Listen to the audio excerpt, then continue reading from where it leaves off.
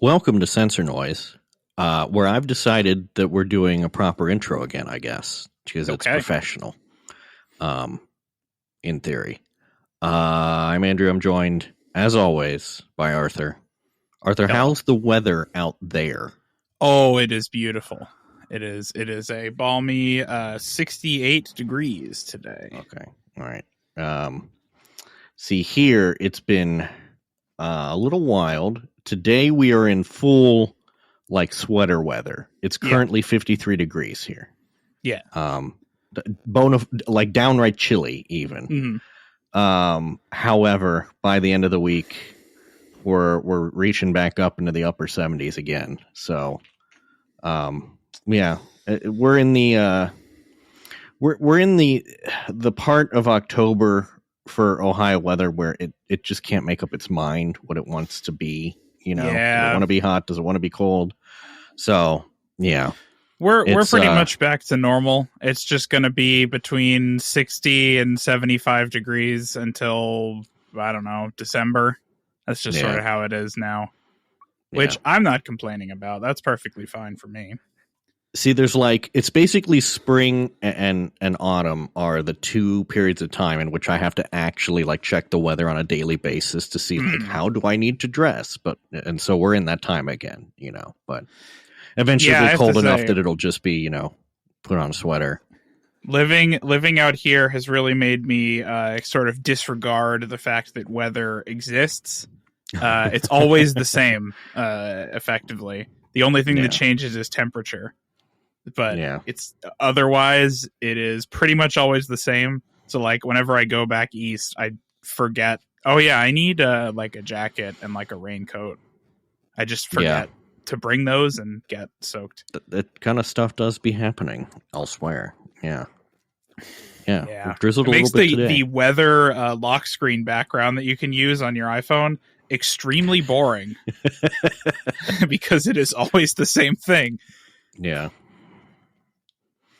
There's been a boatload of news. It's a good thing. First off, hold on. Before we start with the news, we need to acknowledge that by listening to this podcast, you certify that you're not affiliated with WP Engine or WPEngine.com.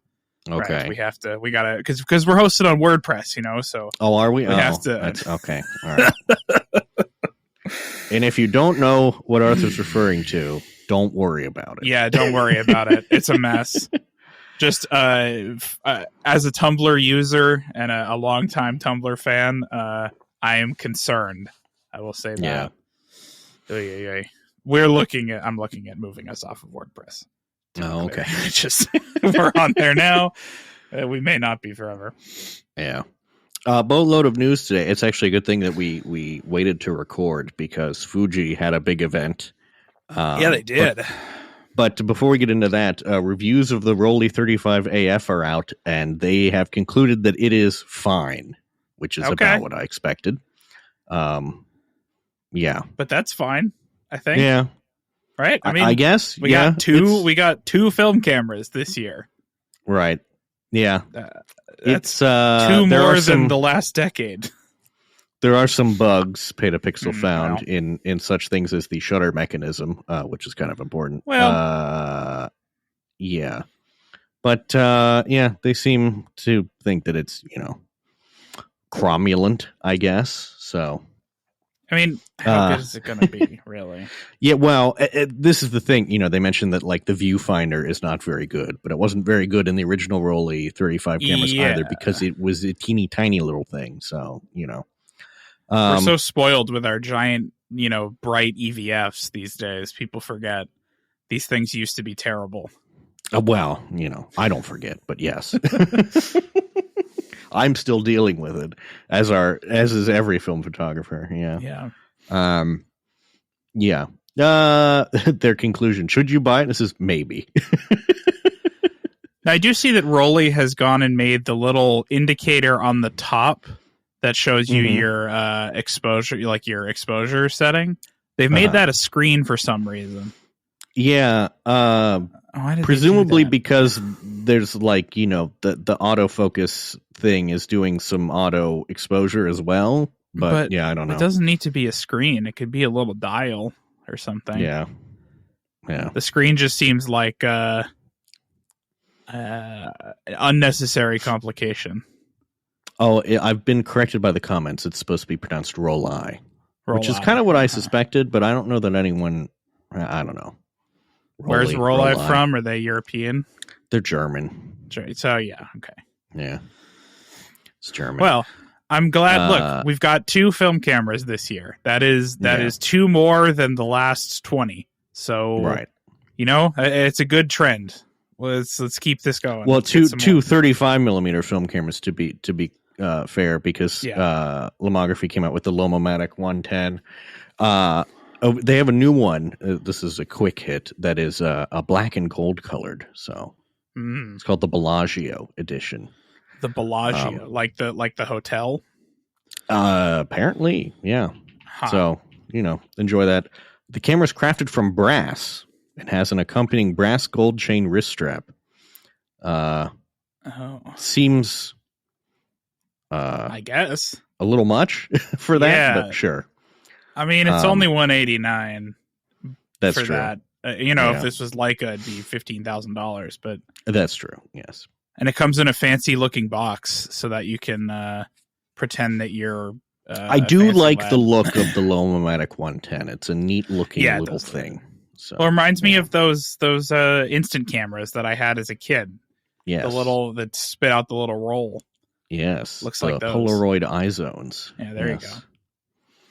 Don't ask me why I know that, but I'm able to bring that to mind whenever anyone says like, oh yeah, I had this little like rectangular little Polaroid camera. I'm like, oh yeah, the eye zone.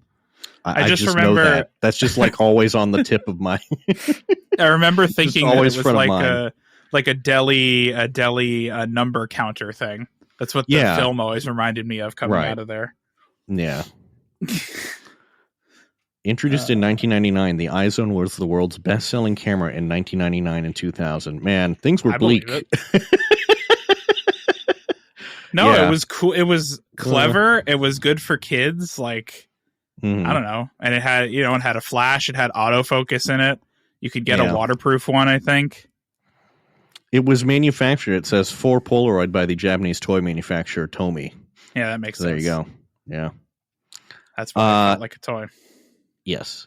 On to the Fujifilm news. They've had an event in which they've unveiled the Fujifilm X-M5, which is an entry-level little tiny camera. They have heard my pleas for a little guy, and they have delivered. And they've delivered almost everything I want. That doesn't have an EVF, but a lot of cameras this size don't, which is annoying to me. But this is a $800 little APS-C mirrorless camera, 26 megapixels. It has the dedicated film simulation dial, as in the XT50. And they're sort of pitching it as this was a video focused event that they announced it at. Right. So they're sort of pitching it as a hybrid camera. It has on the mode dial a mode labeled vlog. It also has, you switch it into vlog mode. No, that's going to sound like in 10 years, it's going to be like putting a I know. Tubi button on your freaking TV remote. Right. Well, here's the funny thing, too, is like where you would expect an EVF to be, there is instead a microphone input. It's now, I do appreciate having a regular microphone input. That is nice. Yeah. But now, do you see this thing? So they have this feature where you can have it shoot in vertical. You can have it shoot vertical video, and the way that it does that is you hold it horizontally, and it crops in the 6.2K horizontal resolution down to 1080, basically, vertically. And so it'll let you shoot 16 by 9 1080p footage vertically while keeping the camera in a horizontal orientation. It's interesting. I think that makes a lot of sense for content creators, actually, because like if you've got this thing rigged up in a tripod to like record a video, you can just switch it into the vertical mode without having to move it or like change the tripod setup, and basically get the same framing on your shot to make Right. your Instagram story or whatever in that vertical format. I think But that actually if you makes turn quite it a bit of sideways, sense. you could get the full. It can shoot at 6.2K if you just turn sideways. Nobody's viewing Instagram at 6.2K. I guess. Yeah, I don't know. Right? It's very interesting. Yeah. None of the vertical video platforms support resolutions that good anyways. Yeah. Vertical video is, I don't know. I'm still, We're old, Andrew. I don't know. We can't comment on vertical video. We're not young people. I guess so. They mentioned the other things. It doesn't have a viewfinder. The back screen is not particularly high res, as you would expect from something that's fairly inexpensive. It also only has one SD card slot, and it's UHS 1, so it's not super fast. It also has a relatively small little battery, the smaller of Fuji's batteries. Looks like it's got some sort of Facetune settings as well. It does, yeah. Videos. It has, like the in-camera kind of.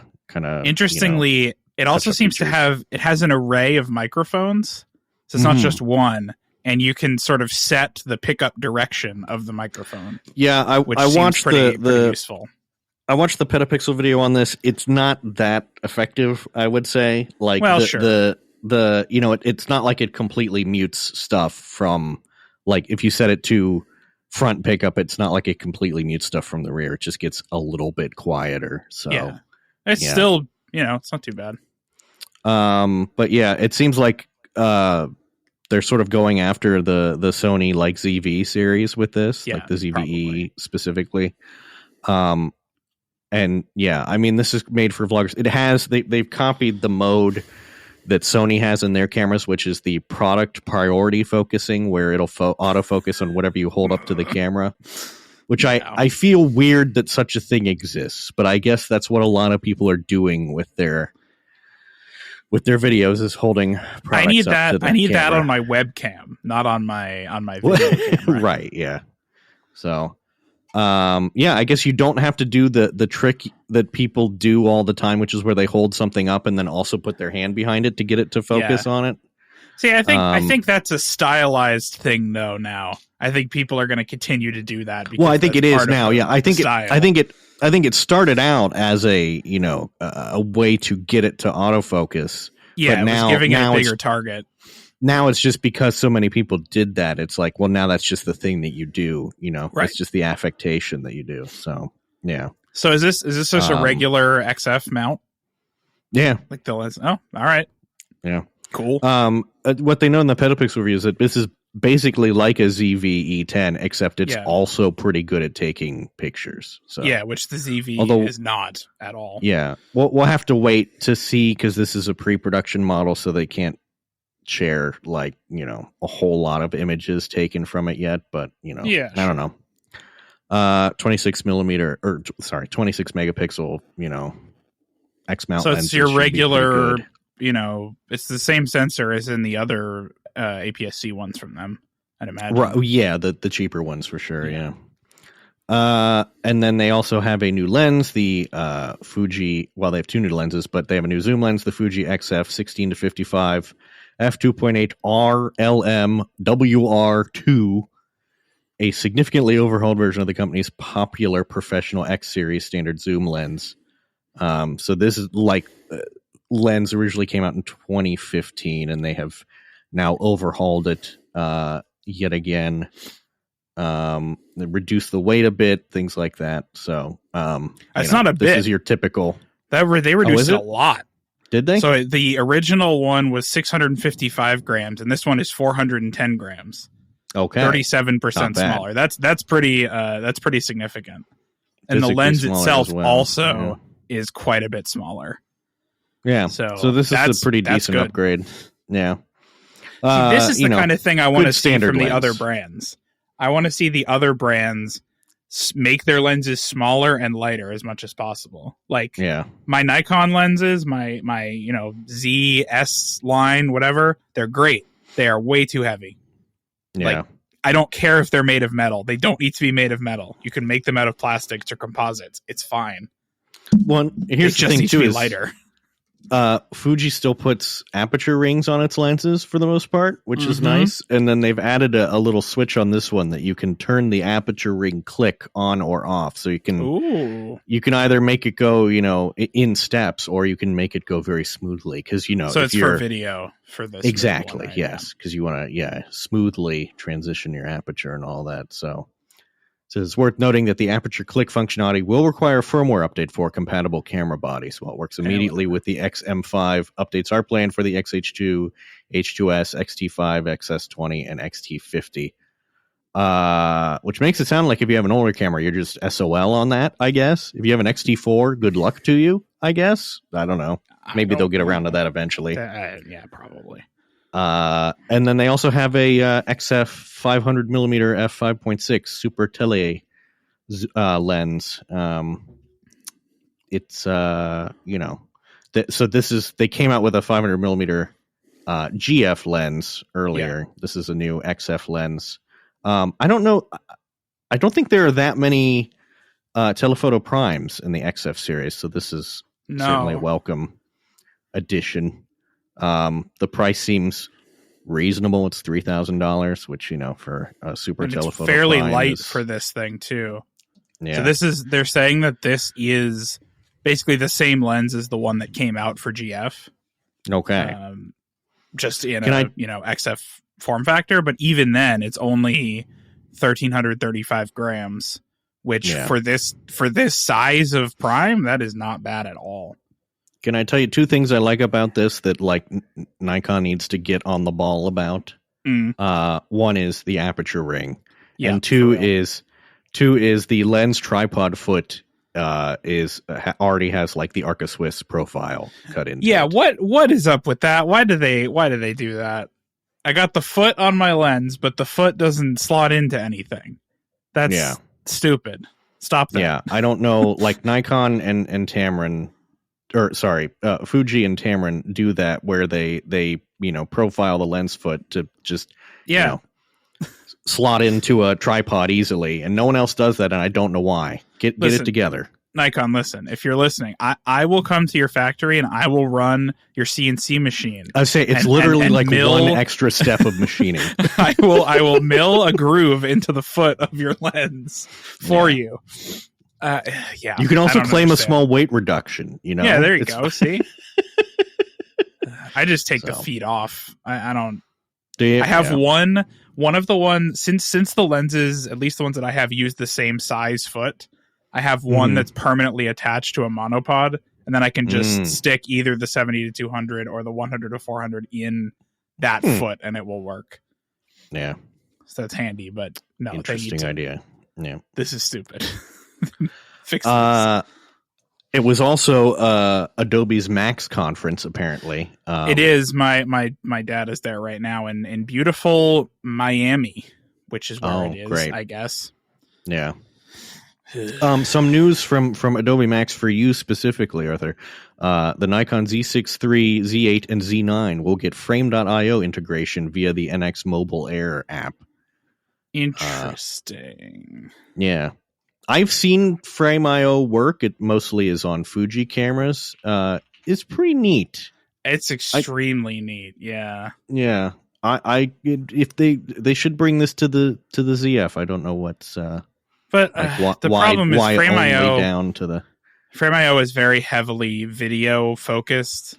That is true. It's not really photo focused that much, which is kind of disappointing. But I have seen it used for photos, and you can do it. It's just not really for that. Yeah, it got close to my ideal of I take the photo and it's just up in the cloud for me to get later. I don't have to go through the import process. I effectively want. You remember how Apple Photo Stream used to work with iPhoto? Where you'd take pictures on your phone, they would get uploaded to PhotoStream, and your computer would download them. Yeah. That was it. And it only kept the most recent 1,000 or something in PhotoStream, and then it would delete them. That's what I wanted to do. I just wanted to upload via the internet and then show up in my Lightroom. Now you need to pay Apple $200 a month for, 10 gigs of iCloud photo storage. Yeah, something like that. yeah. What else do they got at Max here? Photoshop now automatically removes all those pesky distractions. This is a AI tool in the Photoshop remove tool that's called distraction removal that will remove such things as people, wires, cables, pretty much whatever. Yeah. So they put a lot more, generative AI kind of stuff in Photoshop. I think that's pretty good. Because that is with the power lines and stuff, you could totally do that before. Even with content aware fill, you could pretty easily get rid of it. Just takes a long time. Well, and you could, you could do that with like Magic Wand tool. Well, true. Way back, but now this is going to do it, a lot more quickly and easily. Yeah. As if to, emphasize this, there was a comment. I don't know if it's on this. There's a new. Adaptive Profile uses AI to non-destructively improve photos in one click. They have some examples of, I guess this is basically like the auto button, but now even more auto and AI kind of thing. Great. It seems fine. What I loved is the top comment on Petapixel here, which is from a professional perspective. These things that have made photography easier, quicker, more automated, etc., further devalues the profession. And then someone replied and says, as a professional, I've spent too much time retouching images with the clone stamp tool in PS, which massively devalued my quality of life. So, this is the thing, especially with all of these tools that Adobe have been building to basically automate drudgery with AI. I think that is a perfectly fine use of this technology. Yes. It doesn't. In fact, I would have liked to have seen better AI tools for culling from them. Yeah, seriously. I really hope that they're doing that. They have to be, right? I really need you to figure out which images are, out of focus and just get rid of them automatically. Even if it would just do that, just out of focus. Yeah. Right? You don't have to do anything else. Just delete out of focus, all the ones that are out of over focus. Underexposed kind of thing, Just or even flag those, delete them, whatever. Like mistake photos when you accidentally hit the shutter button as you're pulling the camera up or whatever. Just do that. But I just like that perspective because it's do you does that mean that you only shoot a view camera manual focus or something? Do you never use autofocus? God, I can't believe all these autofocus SLRs have made things too accessible and they've devalued the profession. It's too easy to take a photo, I don't know. I think it's probably fine. As someone we've talked before about all these surveys of photographers about how the part of their job they hate the most and the thing that takes up most of their time is the editing. Yeah. It's just nobody likes doing that. It's not fun. Yeah. The thing is editing is high effort for relatively the amount of effort you put in is not, I feel often matched by the results that you get out. No, absolutely right? not. So not even close. You can waste a lot of time and make what amount to changes that are barely noticeable to anyone with, the most discerning eyes kind of thing. Right. So, yeah. And then another news. Do you recall the Lumix S9 that came out a couple months ago? Yeah, I remember their little full frame, little compact full frame. Yeah, they came out colors, right? Yes. They came out with a new lens for it because the original S9 kit lens was a 26 millimeter f8. Right. Yeah. Yeah, we talked about that. So they've now come out with a 18 to 40 millimeter f4.5 to 6.3. Real lens. Okay. Yes, and they've also given it some firmware updates as well to generally improve performance and things like that. So yeah. Did I see there's also new colorways? I think there's new colorways for it. Wow, there's always new colorways. So there's a pink one now. Yeah. Petapixel notes that this lens is the lens that it should have come with from the very beginning. So yeah. Which actually I'm curious now. I don't know that they said for the Fuji XM5 what it's $800. I think that's body only.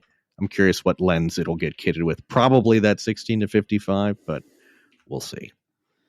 So let's see. Also out of Adobe Max, there was one thing that I had seen earlier that is baffling to me. Nikon. So you remember this whole content authenticity thing? Yeah. Mm-hmm. Yeah. So that was supposed to come to the Z9. It was announced with the Z9. Right. Nikon, which, as we know, was announced fairly recently, right? And not like 3 years a while ago. Yeah. You see, Nikon has firmware for the Z6 III that will be ready to deploy by next year. That will have C2 PA in it. I wish that I had firmware deployment timelines that were that long.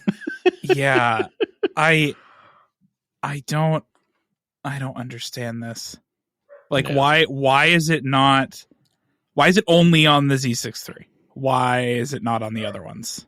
I don't know. They can't be that different, right? I don't know. Like currently, Leica is the only company that has a C2PA camera, as far as I know. Yeah, it's or just maybe them. one of a very small number, one of 2 or 3, maybe. Yeah. So, like, how hard could this be? Isn't it just like a digital signature? Like, what is the? Yeah, I don't know. Maybe they have to like go and get different microcontrollers or whatever to do the cryptography in the camera body or something. I don't know. It's really baffling to me. This just does not feel like it can be that complicated to add. Well, anyways, maybe by the time the Z9 II is announced, I'll have C2PA in my camera. Yeah. Also, in news that concerns me a little bit, Essilor Luxottica, the eyewear almost monopoly, has purchased 5.1% of Nikon.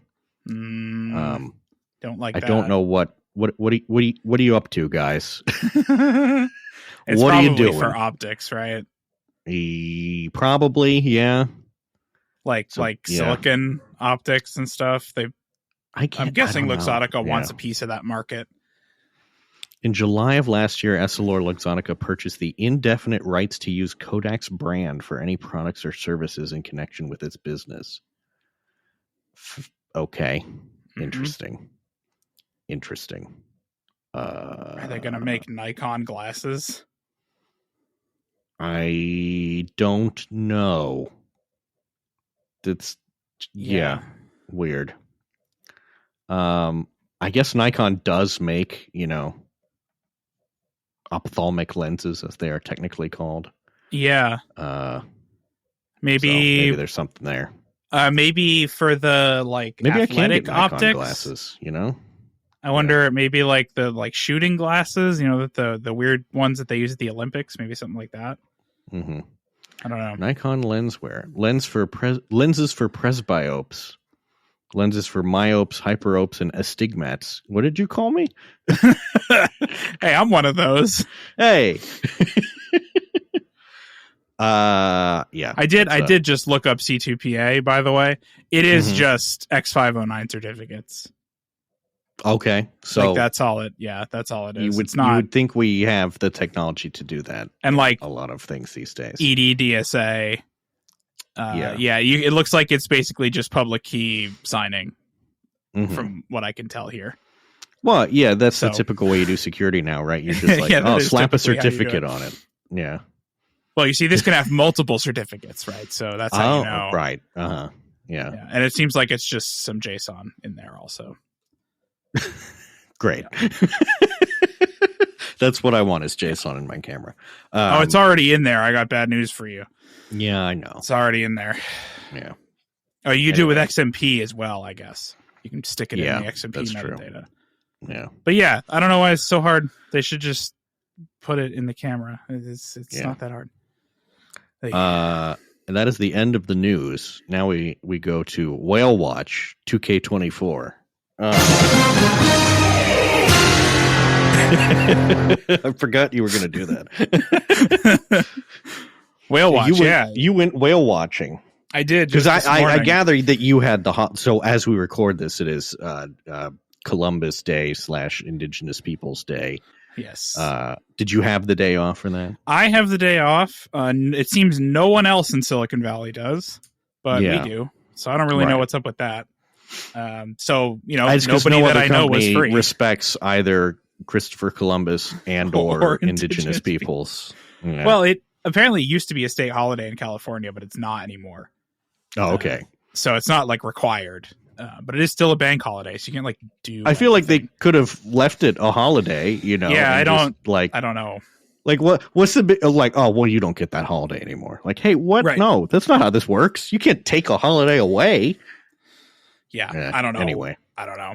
In any case, I spent the morning down at Moss Landing like I did last year, going out whale watching. Decided to go again because I follow a bunch of the whale watching tour companies on Instagram, and I had noticed that over the past week or two, a lot of them were reporting orca sightings off the coast, which is, it's not that they don't come here, but it's not common to see them. They don't usually stick around for very long if they're here.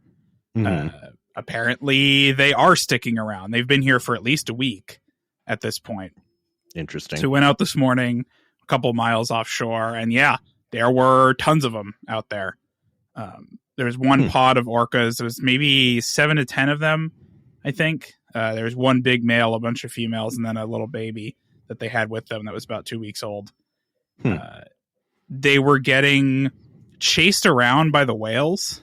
So we saw both the orcas and the humpback whales at the same time. Now, typically, the humpback whales are afraid of the orcas. They don't like the orcas because the orcas are mammal eaters, and the whales don't like that, obviously. But I guess when there's enough whales, they get bold and they start chasing the orcas around. I approve of, frankly. There were a lot of whales out there, like a lot of humpbacks. They were all over the place. And anytime the orcas would get near them, they would get chased off by the whales, which was really just fascinating to see that interaction between them. I don't know. You never see a pod of orcas go effectively sprinting away, chased by 2 or 3 giant humpback whales, trying to get them away from the sea lions, I guess. I don't know what they're protecting. Because these orcas they're not eating the fish that the whales have. They want mammals. So I guess they're trying to eat the sea lions. And the whales don't like that. That's typical, yeah. We did see one jump out of the water and catch a bird. I guess he was having fun. And then a couple of them did get sea lions to eat. So they enjoyed themselves. But it was a good trip. I have gone through some of the photos already. I don't know how many will turn out. We'll have to see. It was very, very wavy out there today. So despite my image stabilization, which helps a lot, when you're going up and down on the waves, you can't really see that much because you may be 10 feet higher or lower than the thing you're trying to take a picture of, depending on the waves. So we'll see. But this was good. If you live near somewhere that has this kind of marine life that you can go out and shoot, I recommend doing it. It's good practice for fast action, I would say. Especially, if you're thinking about doing sports or something like that, this is great practice because you got to whip all over the place on both sides of the boat and behind you to try to catch what's going on. You have to be really quick. And so what did you bring for photography? So I just brought my Z9 and my 100 to 400, and then my phone for video. I had decent luck with video on the phone. I have to say the 5x zoom lens on these new iPhones, pretty good for that kind of thing. The video doesn't look too bad coming out of it either, which I'm kind of surprised by. But yeah, I just brought my regular camera. Worked pretty well. That's what I brought last year too. I wasn't sure. I figured that 600 would probably be, especially if you're moving around. Well, too big for honestly, this was all I should have brought my 70 to 200 this trip is what I learned here. They were so close to us that even 100 was almost too much. Yeah. Like they swam up under our boat, like right under. They came up alongside us. Like 100 was too much to see them in some of the situations. And it was super. This is the thing. When you go out on the ocean, you never know what the weather's going to be. It was very, very foggy this morning, so you couldn't see that far anyways. So I could, 400 was useless. I couldn't see that far. But 200 was fine. So I stuck around 200 or 300. The stabilization made a huge difference. So the shots that I do have are in focus and they're not, shaking all over the place, which is good. Typically I just put it in burst mode and hold the shutter down anytime something's moving. But the changes this year, I do have 3D tracking. I didn't have that last year yet. They hadn't updated the cameras with it at that point. And that makes a big difference. It does. I will say the Nikon animal mode will 3D track a whale. So good on them. Is that only on the Z9? I don't think so. I don't think. Okay. I think the Z6 I'm not aware has of it. Nikon 3D tracking. You have a ZF, right? Yeah, I do. Does it have 3D tracking? I don't know. Yeah, it says it does. Okay. You have to be in AFC mode, and then you can do 3D tracking. Okay. It works. I mean, it works. It's great. Yeah. Yeah. But that's that's what you want to use. Yeah. It gives you a dot in the middle of the screen. When you hold down the AF button, it will track whatever's under that dot. Okay. That's how it works. And then when you let go, it will release the track. But as long as you're holding the focus button and you put that on something, it will track it. I guess I might need to figure out how to turn that on then, because I'm not seeing that. It's one of the modes for focusing. Yeah. On mine, it shows up as one of the areas. So like when you're going through the area selectors, 3D tracking is just one of the areas. Okay. Yeah. Because that would have been useful for me for my photo activities this weekend, which was my little brother, his high school marching band was up here in Columbus for marching band competition. Okay. A really big marching band competition because it started at 9 in the morning and went till 10 p.m. Thankfully, his was not until 7 p.m., so I didn't have to get there very early and then stay the whole time to also see the OSU marching band who hosted it. Was this the Buckeye Invitational? It was indeed, yes. Very nice. So this is probably the first and only time that I will be let into Ohio Stadium with a proper camera and zoom lens. Yeah, almost certainly. And tripod. I was surprised. I was like, well, we're going to see, because the website said cameras would be allowed, but, didn't give any details about that. So, I was like, well, we'll just see. And they didn't bat an eye. They didn't look through my, camera bag or anything at all. They just are like, yeah, hold on to your ticket. It's like, okay. All right.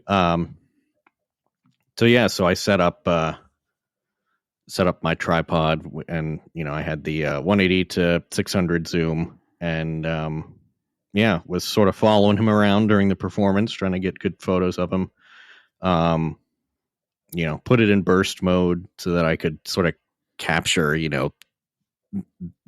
lots of marching, tried to keep the shutter speed up as well so as to not get too much motion blur or things like that. So, yeah. How does photographing a marching band go? I mean, I was in a marching band. I did it in college. But I have no idea how to take pictures of one. Well, I suppose it's beneficial in that I was particularly following one person in the band around. I wasn't high enough where zooming out would have let you actually see what they the formation they were making. I needed to be slightly higher for that. So, yeah, got it. But even at even at 180, I still couldn't capture. I needed to back out even further to be able to capture the whole marching band on the field because that's just how close it was. And then 600 was, yeah, pretty close. I mean, I then, after they finished their performance, then it got a little dark, and I saw the moon was looking particularly nice. And I just zoomed all the way up to 600 and turned the camera towards the moon and took some photos of the moon. And they're if you crop in on them, they're still pretty detailed. So I engaged in a little bit of casual astrophotography. Now, without the content authenticity, though, are you certain that they didn't replace the picture of a moon with a different picture of the moon? I don't in camera. Know. Yeah, it's hard to say. Yeah, they could have. You wouldn't know. Yeah. That sounds fun, though. We don't have a lot of marching band stuff around here that I've been able to find, at least. Interesting. Yeah. I keep meaning to one of these years, like, go to DCI or something, but I haven't. Stanford, I think they do. Yeah. Yeah. Well, marching band is I would say a pretty big thing in Ohio, because we have, the OSU marching band, which is the best damn band in the land. And then there is the Ohio University Marching Band, the Marching 110, which are the most exciting band in the land. I believe that's their tagline. Anyway, we have a lot of collegiate marching bands that are, performing at a pretty high level out here. Yeah. I mean, I think the marching band culture is more East Coast heavy in general. I think that's it just doesn't, true. And it didn't translate as well out here, or nobody cares about it. I don't know. And maybe all the parents are too focused on making their kids learn violin, which you can't really march with. Yeah, not easily. Yeah. My little brother's high school did come first in their category. Oh, good for them. So, yeah, they did great. I thought they were, I sat through a fair number of the performances. I thought theirs was quite good, almost orchestral, which is, quite a difficult thing for a marching band to achieve. So, yeah, it's not easy, I'll tell you. No. But then at the very end, the OSU marching band performed. Sure. And that I always love that, Yeah. And my parents were quite impressed because they have been. We've been to we went to the previous one that was at the University of Akron, and Akron's marching band performed, and my parents were like, "Oh, look, they're really good." Where I'm like, "No, this is Bush League stuff." I'm afraid. Like, I said, wait until October where you get to see the OSU marching band perform. Yeah, for real. Yeah, they did, and they're like, "Wow, because I mean, so." For those who don't know, the OSU marching band's probably most famous formation is the Script Ohio, where they spell out, Ohio spelled in cursive. And it requires them to basically cross paths a number of times. And they are able to do it in such a seamless way that you don't notice like just how much goes into that, the way that they like could quickly put their instruments down to let someone pass in front of them and then, up again and so on. And it's just, it's quite impressive, Yeah. We, in my school, we never attempted anything like that. Yeah. No, and not. They do that. They do that every single game. And then they do a lot of passes. Yeah. Yeah. It's really, I mean, just the way that, like they're able to, like move in formation, like walk backwards and to the left with, like accurately. I would just be all over the place, So, right, yeah. And they have two bands too, right? Isn't there the marching band and then the athletic band, which is separate? There is, yes. So the marching band is during the football season, and is the bigger one. The athletic band is the one that plays for basketball games. Basketball, right? Yeah. And I think they're mostly musical accompaniment. They don't do like any formations or anything like that. But yeah, the membership is somewhat overlapping. See, we had we were bad. We were not good, but we had a lot of people who thought that we were as good as Ohio, and so they would like get mad if some of these people ended up being drum majors or whatever, and they'd get Right. really mad about formations not being correct or whatever. It's like, dude, we're engineers. We're like, we don't know what we're doing. Nobody knows how to do this stuff. Well, somebody tried to make us that run laps one time. That was hilarious. I knew a fair amount of folks in the marching band because they were classmates of mine in engineering classes. So yeah, there's like an unusually high proportion of the OSU marching band that is engineers or I'm adjacent sort of professions. Yeah. The difference is though, Ohio, OSU has like athletic people, even in the engineering department. Yeah, my school I guess did that's true, not have that. Yeah. Yeah, no, we had nobody who was even remotely athletic. Mm. Still fun. I had a good time, but yeah, nothing like this. If you're in Ohio and you have a chance to see them, go see it. It's pretty incredible. Yeah. And, my little brother's thinking he wants to do marching band in college. And so I was excited for him to be able to see the OSU marching band because I'm like, hey, you want to like this would be probably the top of the top if you could, audition and get in and all of that. So, yeah. There's also my dad was in the Yale marching band, the Yale Precision marching band, which is not precision's kind of a joke, really. Yeah, they're not really precise, sort of at all. They learn their drill the morning of the game. What? Yeah. What? Yeah, they have rehearsal in the morning of the game, and that's sort of it. But they don't do marching to formations. They just do like what is it, scatter band, I think is what they call it, where you just like run between the formations. Okay, it's a little easier. Yeah. But they do props. That's their thing. They'll build big props.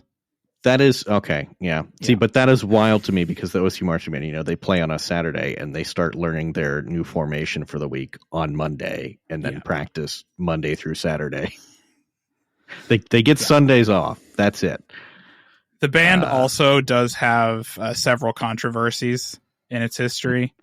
Oh, okay. In the 80s and 85, 6 members from the band were suspended because they dropped their pants at the halftime show during the Yale Holy Cross game. Okay. And then they're just up to the classic Ivy League hijinks. Yeah.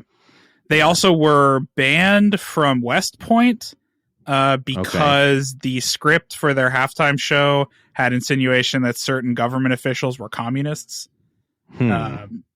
Yep. Interesting. Yeah, they've got a lot of that kind of stuff. My dad's innovation for the YPMB was how to light the sousaphones on fire while marching. They're not allowed to do that anymore, but that's what he did. So yeah, you can tell I have a family history of really good, high quality marching band. Yeah. I'm amused. I've Googled, best college marching bands, and I'm on a listicle, and it has the Texas A&M Aggie Band, University of Southern California Trojan Marching Band, OSU Marching Band, and then you get down to they have the Ohio University Marching 110 on here, but the video that they've embedded is a video of the OSU Marching Band, not the OU Marching Band. And I just want to say to all the folks who went to OU, I'm sorry that this keeps happening. Like, look, it was kind of a joke at OSU that people would refer to Ohio University as like little brother. Yeah. Look, no one told Ohio that they had to name both of their universities Ohio University. You didn't have to do that. Well, the thing was Ohio University was a private university for the longest time. And so when it came time to get a land-grant university, they're like, well, we're going to found a new one. And obviously we'll call it, the Ohio State University because it's the state university for Ohio. Right. And Ohio University was like, hey, wait a minute. It's like, shut up. You're not getting any money. But then they did start getting money. So, right. Yeah. some very weird stuff with that. And, there was like attempts by governors to try and basically shut down Miami and Ohio University in favor of OSU, or, like defund them kind of thing, or at least kneecap them to some extent and say like only OSU can grant PhDs in the state. And then at some point they just were like, yeah, whatever, fine, we don't care. So, yeah. So we had fun, I guess. Good. Do you have any other upcoming events? I do. I have a photo walk this weekend down in German Village, which is one of the more like historic parts of Columbus. Lots of old houses, things like that. So that should be interesting. I found a after photo that, walk. I don't have anything. I found a photo walk meetup group on meetup.com. Okay, that could be hit or miss. Well, yeah, it's miss because these guys they charge tickets to go to the photo walk, and they get very mad about people showing up without a ticket, despite the fact that you're just in a park or whatever. Yeah, that's not cool. Yeah, it's a meetup, folks. Like, this is not that serious. Sort of they have like wait lists for these events. It's like, okay, that's I don't know. So I'm not going to go to those. I can kind of understand tickets like as a thing for like if it was, like a studio thing where there is like a limited amount of space kind of thing. Yeah, but like, sure. But it's if clearly you're just not walking around a park, what's the problem? Yeah. I don't know. That's a weird one. But they're very serious about it. Yeah. I would recommend settling down a bit. Is here. Riverview Park, Guadalupe Trail, Santa Clara. 3 spots left. Why are there spots? Why are there Why are there spots on this That's walk? why are we doing artificial scarcity for a photo walk group? That's this one. A $1 fee will be collected at the time of walk. This is subject to the RSVP no-show policy. That's too. See, this is the thing with this is the thing I've noticed with Meetup.com, like in particular, I guess, is I don't know, because I've had therapists who are like, oh, you should go out and meet people, too, and a great way to do that is look on Meetup or whatever, and there's just a lot of people that I think are trying to do it as like a hustle, Yep, like a side hustle or whatever, and it's like, no, that's not what I'm here for. Sorry, no. That's not what anybody should be here for. Yeah. There is this one that I found that's from a photo club around here that's doing a light painting workshop. I may go to that. That looks fun. Like where the long exposure with flashlights and stuff. Yeah. Right. That looks like it could be interesting. I see one here now that is Columbus Photography Community. And yeah, it's like a bunch of are these even like physical meetups, or are these who knows? Just anyway, it's like like $5 for printing resolution and color modes in photography. Okay. Choosing lenses in portrait photography, focal length, compression, distortion. And then they've got links in all of these events. It's like join our photo community, which links to a Patreon. I don't know. Ours are also around here. We also have a ton of the ones that are like, welcome to the machine learning study group, startups mix and pitch, uncorking real-time analytics with Apache Kafka. No, nobody's going to these. I don't want to uncork anything. No, let alone Kafka. No way.